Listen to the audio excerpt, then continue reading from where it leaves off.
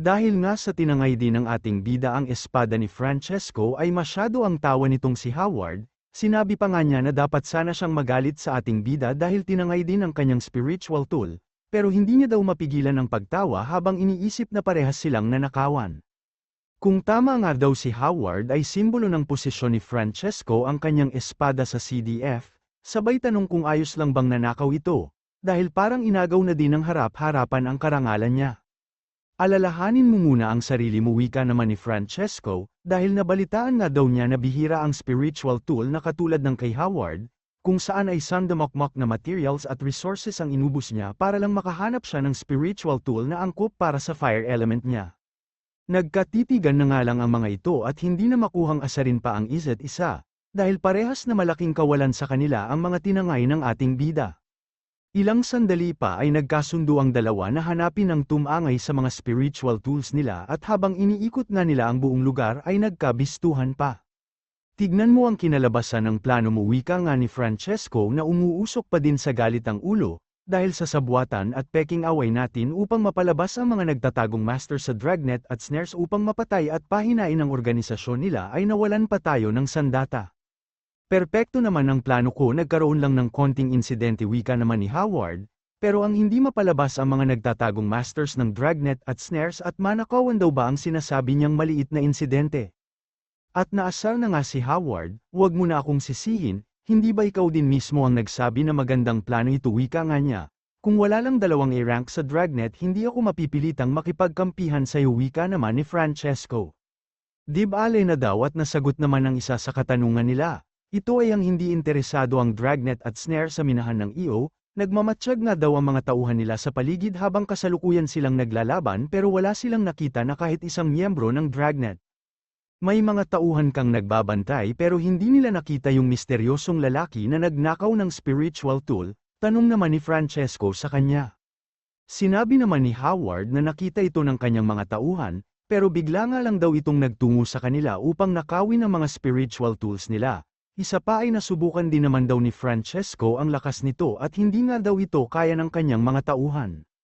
Gayunpaman ay kailangan nga daw nilang mahanap muna ang magnanakaw at isantabi muna ang mga problema nila patungkol kay Bennett, hindi naman daw magiging banta sa kanila si Bennett at mas mahalaga ang mga spiritual tools nila. Tama nga daw si Howard, dahil si Bennett ay parang isda ng nakahain sa lamesa kung saan ay naghihintay na lang ito ng kakain sa kanya. At wala naman daw tangang makikipagnegosasyon kay Bennett at mangangako ng kung ano-ano. Kaya makikinig daw ito ngayon sa sinasabi ni Howard upang hanapin ang spiritual tools nila at ubusin ang lahat ng hahadlang sa kanila. Samantala sa headquarters ng EO ay parang masama daw ang pakiramdam ng ating bida, at iniisip kung sinusumpa na ba siya ni Francesco at Howard. Pero dibali na daw at wala siyang lakas na labanan ng dalawang B-rank ngayon. Mas mainam din daw kung magtutungo na lang siya kay Bennett upang malaman kung may makukulimbat ba siya dito at ginamit nga niya ang muka ni Howard.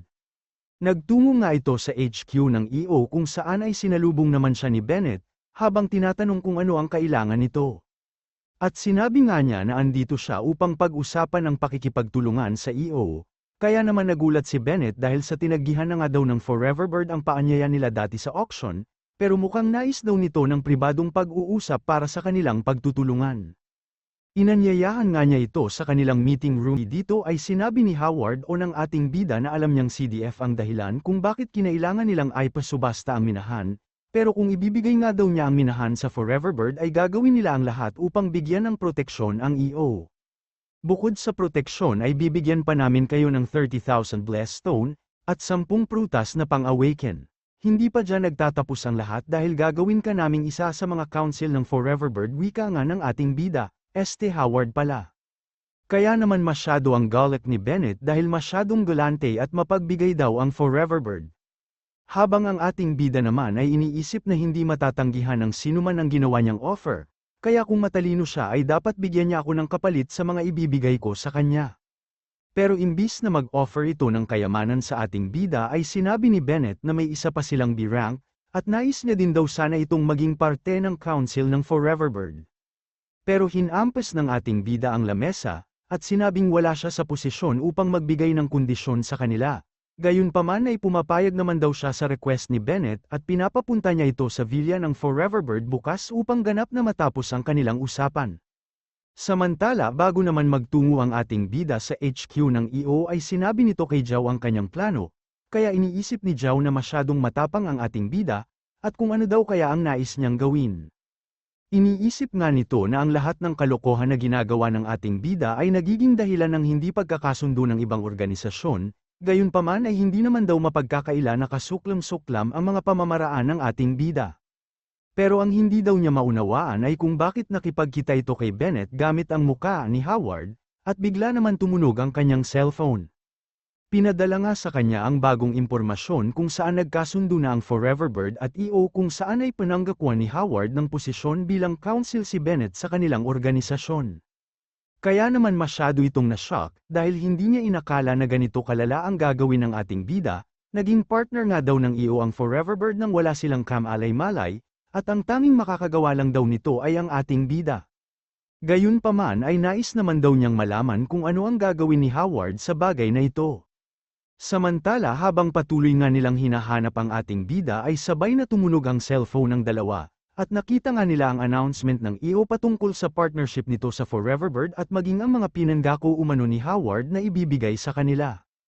Habang napapaisip nga ito sa kung anong ginagawa ni Bennett at kung kailan pa sila nagkasundo sa partnership, ay minumura naman na siya ni Francesco, kung saan hindi pa ito nakontento at nag-dirty finger pa. Nais nga sanang magpaliwanag ni Howard.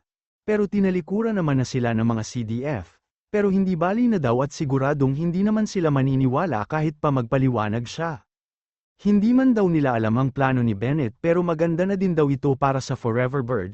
Isa pa ay wala naman kwenta ang title at ang importante umano ay ang mga resource na makukuha nila, kaya para na din daw nanalo ng jackpot sa loto ang Forever Bird.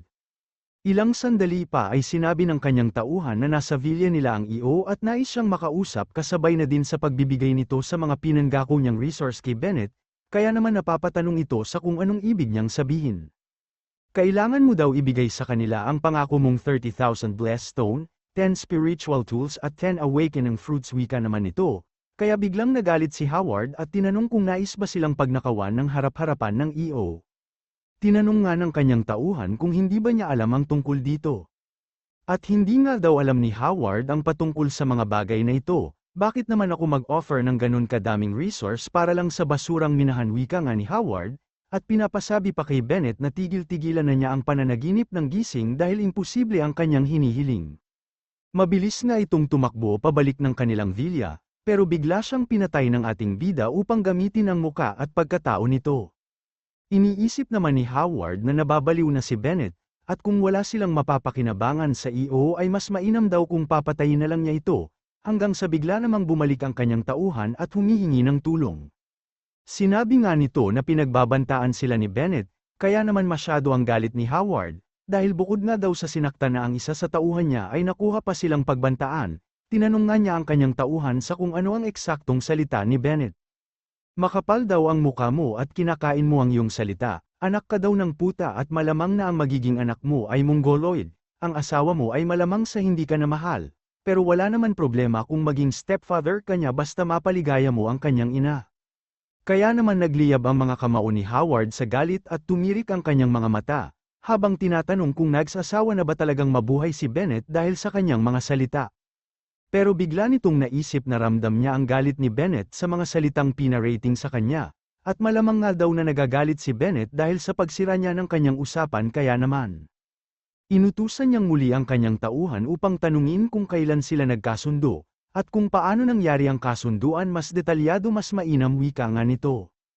Masusunod wika nga ng ating bida, pero dahil sa ngiting demonyo niya ay nagduda sa kanya itong si Howard. Na agad ginamit ang kanyang abilidad upang harangan ang ating bida, at tinatanong sa kung sino ito. Sablay na nga na naman daw ang pagpapanggap niya, sabay sabing kay Bennett ka dapat magalit, at tinanong kung paano na lamang nagpapanggap lamang siya. Ang mga tauhan nga daw ni Howard ay laging seryoso at higit sa lahat ay walang ngiting demonyo sabay inatake ang ating bida, pero madali lang naman niya itong nadepensahan. Kaya naman nilabas ni Howard ang buo niyang aura at tinawag ang nag-aapoy na phoenix niya. Tila gumuguho nga ang lupa dahil sa lakas nito kaya naman naka-defense form ang ating bida, hanggang sa magliwanag ang Wheel of Fire niya, dahilan upang mag-transform ang Phoenix ni Howard na palapit sa kanya, at tuluyang naging kitty ang masungit na ibon niya. Kaya bahagyang katahimikan ang naging resulta, habang si Howard ay hindi makapaniwala at napapatanong sa nasaksihan niya. Habang naglalakad nga patungo sa ating bida ang kitty ni Howard, ay iniisip nito na hindi naman A-rank ang ating bida upang matakot ang masungit niyang Phoenix, dahil kung A-rank nga daw ang ating bida ay malamang sa kanina pa siya namatay. Kahit nga daw may spiritual tool ang ating bida ay kalabisan naman ang maging kitty ang Phoenix niya, kaya tinatanong nito ang ating bida kung sino ba talaga siya. Habang ang ating bida ay iniisip lang naman na hindi niya alam ang patungkol sa kakayahang masugpo o suppress ng Wheel of Fire ang ibang fire element, kaya malamang daw sa hindi ito basta pangkaraniwang apoy lamang at malamang na isa ito sa may pinakamataas na antas ng apoy. Pero malaking bagay naman daw ito para sa ating bida dahil may pangkontra siya sa abilidad ng kalaban niya, at wala na daw mas gaganda pa sa mga ganitong bagay o pangyayari. Agad na nitong ginamit ang dalawang flying sword niya at sinabing pagkakataon ko naman na ito upang umatake, mabilis naman umiwas si Howard at inutusan ng kanyang mga kasama upang umatake na din. Pero nagulat ito dahil hindi pala siya ang nais-atakehin ng ating bida kundi ang mga kasama niya mismo. Isa pa ay hindi din ito makapaniwala na dalawa ang flying sword ng ating bida habang nakatingin sa mga kasama niyang isa-isang pinapatay ng ating bida.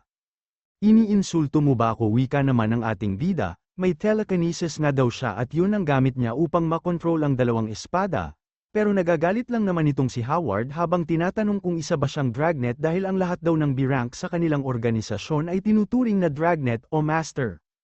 Pero hindi naman siya pinapansin ng ating bida at patuloy lang sa pag-atake sa kanya, at iniisip nga ni Howard na hindi niya makontrol ang kanyang fire element. Iniisip din ito na may master pala ang Dragnet dito pero paano daw kaya nito natiis at manatiling low profile habang lahat ay nagkakagulo na.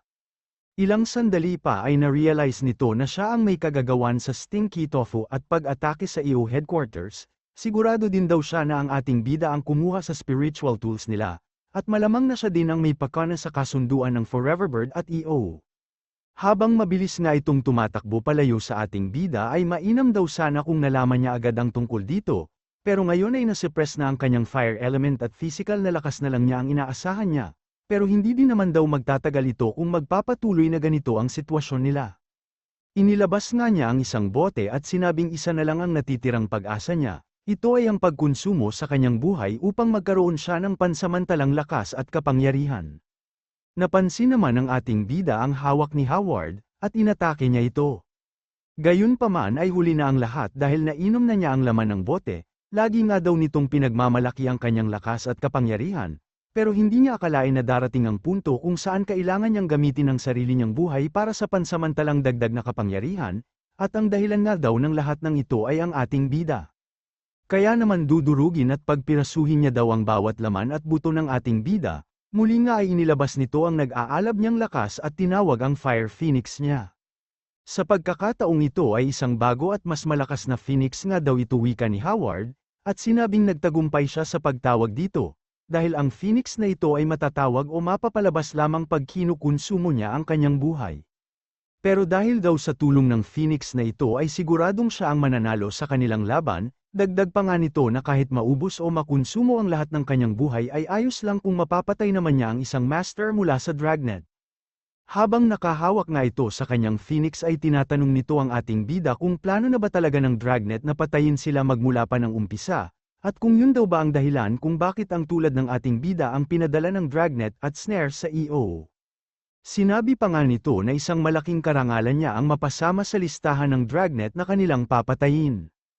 Habang ang ating bida ay sinabing huwag kang masyadong umasa, at iniisip na sa totoo lang ay hindi niya din alam na may abilidad siya upang makontra ang fire element niya.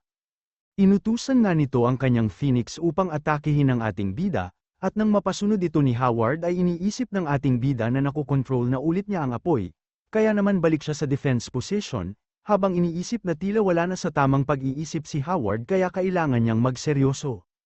Mabilis ngang tumakbo at sumisigaw ang ating bida patungo sa Phoenix ni Howard na nagulat, dahil ang tingin niya sa ating bida ay tila isang apoy na demonyo.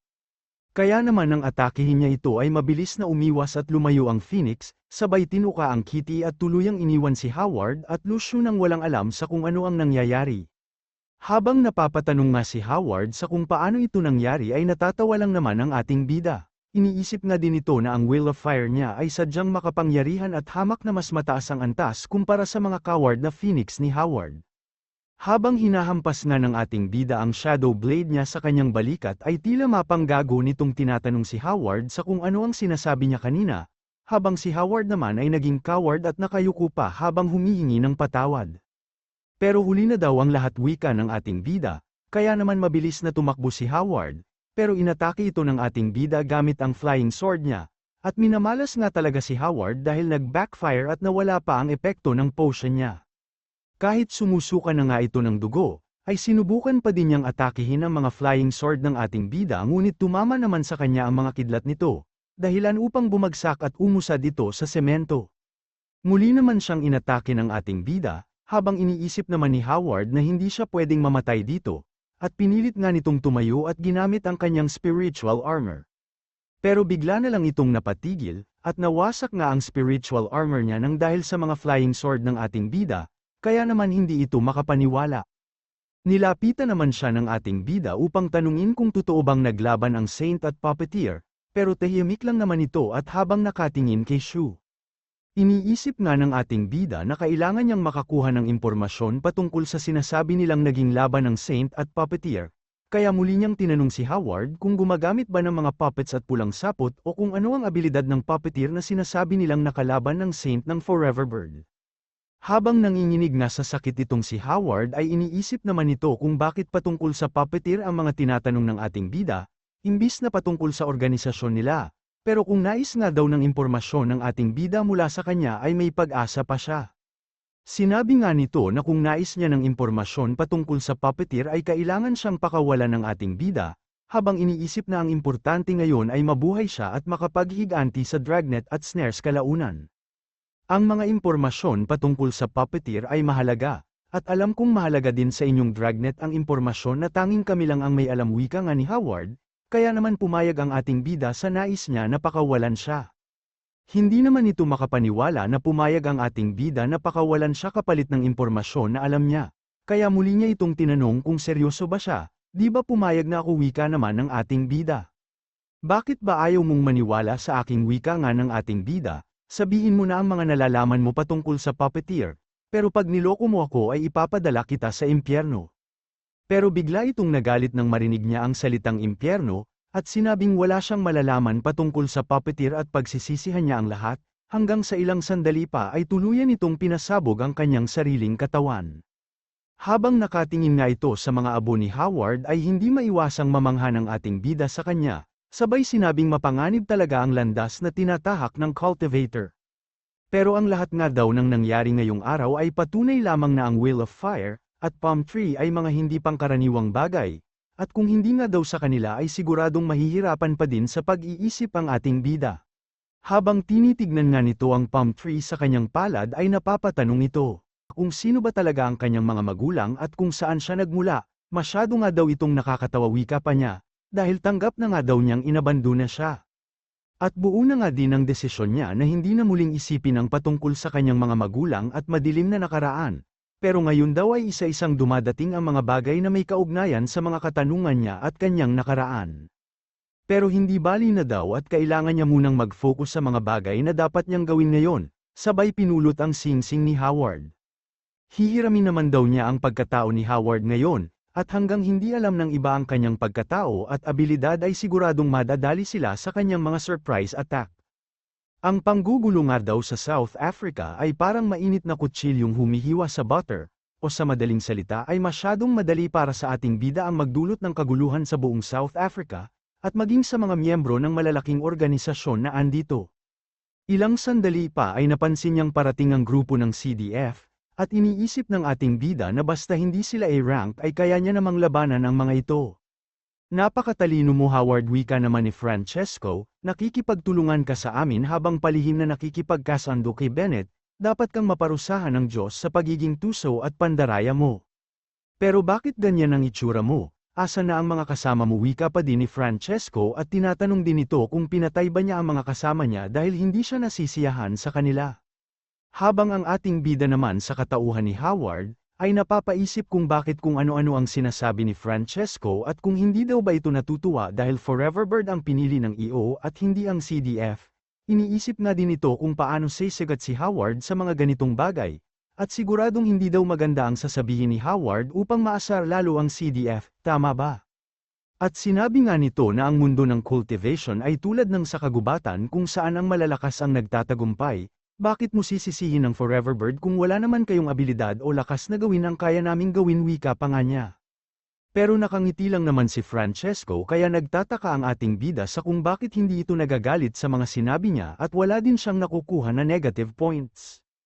Hanggang sa biglang lumabas ang isang miyembro ng CDF sa kanyang likuran, at pinalibutan ang ating bida na kasalukuyan ng kinakabahan. Sinabi nga niya na kaya niya silang labanan basta walang A-rank sa kanila, pero kalabisan naman daw ang 6 na B-rank. Masyado nga daw itong nakakahiya ayon sa ating bida, maswerte nga daw siya at walang A-rank pero dalawa lang sa mga ito ang kaya niyang labanan ng sabay. Ilang sandali pa ay sinabi nito na napag-isipan na niyang ibahagi ang minahan sa kanila.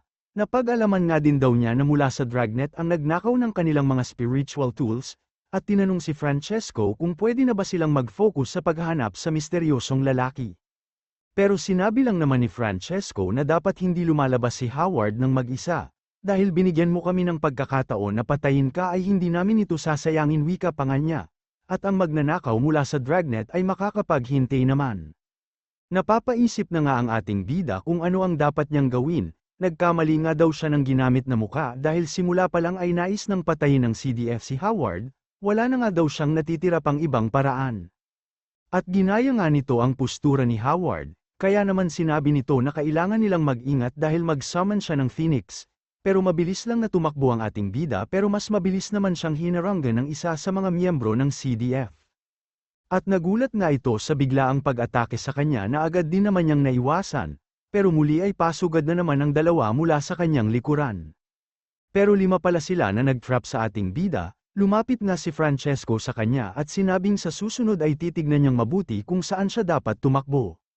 Ilang sandali pa ay unti-unting humihigpit ang enerhiya na nakapalibot sa ating bida, kaya iniisip nito na kailangan niyang makatakas kahit pa mabunyag na ang pagpapanggap niya. Pero bigla namang may mga A-rank na lumilipad sa kalangitan at kasalukuyang naglalaban, at dahil nga sa impact ng sagupaan nila ay nasira ang pagkakabind sa ating bida at natamba silang lahat. Ilang sandali pa ay nakita nito ang Pope mula sa CDF at ang Saint mula sa Forever Bird.